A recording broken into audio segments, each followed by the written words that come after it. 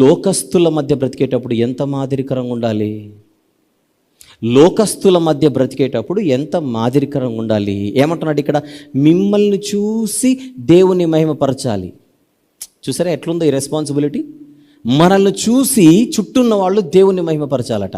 అంత గొప్పగా మన జీవితం ఉండాలి. మనల్ని చూసి ఉమ్మేయకూడదు, మనల్ని చూసి దేవుణ్ణి అవమానపరచకూడదు.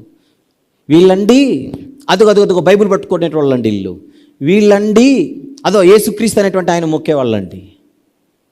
అలా బతుకులు చూడండి ఎలా ఉన్నాయి. మనం ఏం చేసినా ఆయనకి వెళ్ళిపోతుంది. దేవునికి మహిమకరంగా మన జీవితాలు ఉన్నాయా? దేవునికి అవమానం తెచ్చేలా మన జీవితాలు ఉన్నాయి? Excuse me, let us think about this. Let us seriously think about this. Collar పట్టుకొని అడుగుతాడు, రేపు పొద్దున చచ్చిపోయిన తర్వాత కాలర్ పట్టుకొని అడుగుతాడు, ఎందుకు నాకు మహిమ కలిగేలా నువ్వు బతకలేదు? నీ మాటలేంటి, నీ వేషమేంటి, నీ అవతారం ఏంటి, నీ బతుకేంటి? ఏ రోజైనా నేను ఆనందించేలా నీ బతుకు తగలెడిందా అని రేపు పొద్దున దేవుడు అడిగితే ఎత్తుకోవడానికి తలకాయ సరిపోదు. నేను అందుకే ఇక్కడున్న యవ్వనస్తులందరికీ చెబుతుంటా, ప్రతి విషయంలో మీరు మాదిరికరంగా ఉండాలి, ప్రతి విషయంలో మీరు మాదిరికరంగా ఉండాలి. వేదిక మీద ఎంత భక్తిగా ఉంటారో వేదిక కింద దిగిన తర్వాత కూడా అంతే భక్తిగా ఉండాలి. దేవుని మందిరంలో ఎంత చక్కగా ఉంటారో దేవుని మందిరం బయట కూడా మీరు అంతే చక్కగా ఉండాలి. విశ్వాసుల మధ్య మన జీవితం ఎలాగుందో బయట కూడా అలాగనే ఉండాలి. మీ బడులలో చక్కగా ఉండాలి, మీ కాలేజ్ స్టడీస్లో మీరు జాగ్రత్తగా ఉండాలి, మీ యూనివర్సిటీలలో మీరు జాగ్రత్తగా ఉండాలి.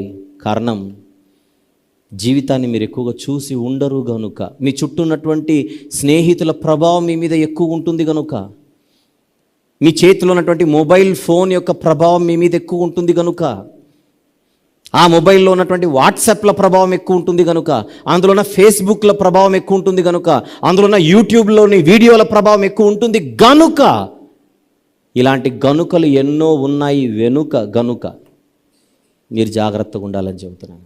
పక్కోడికి ప్రసంగాలు చేస్తాను, నేను మాత్రం నా బతుకు సరిగా పెట్టుకోను. ఇది సిలువకు సాక్షులుగా ఉంటున్నట్టు కాదు. పక్కవారికి చెప్పడం సెకండరీ, మనం బతకడం ప్రైమరీ. కొన్ని సందర్భాల్లో నోరు తెరిచి చెప్పాల్సిన అవసరం లేదు, వాళ్ళని చూస్తే చాలు, అరే ఏ మతమైనా ఏ దేవుడైనా ఆయన వజ్రం అయ్యా అని అంటారు కొంతమందిని చూస్తే. బతుకు, ప్రవర్తన, జీవన విధానం, మన జీవితాన్ని చూసి ప్రభువును మహిమపరచాలి. ఇది సిలువకు సాక్షులుగా ఉండడం. బ్రతుకుతూ పరిశుద్ధులుగా బ్రతుకుతూ పరిశుద్ధమైన ఈ సిలువను గూర్చిన వార్త పక్కవారికి అందచేయాలి. నేను అదే చెప్తుంటాను, మనం పరిశుద్ధులుగా ఉండడం అంటే సమాజంలో మన అన్ని విషయాలలో మాదిరికరంగా ఉండాలి. సిలువకు మనం ఎలా ఉండాలి? సాక్షులుగా ఉండాలి. సిలువకు సాక్షులుగా ఉండడం అంటే రెఫరెన్స్లు చూపించి వాక్యాలు చెప్పడం కాదు, బ్రతకాలి.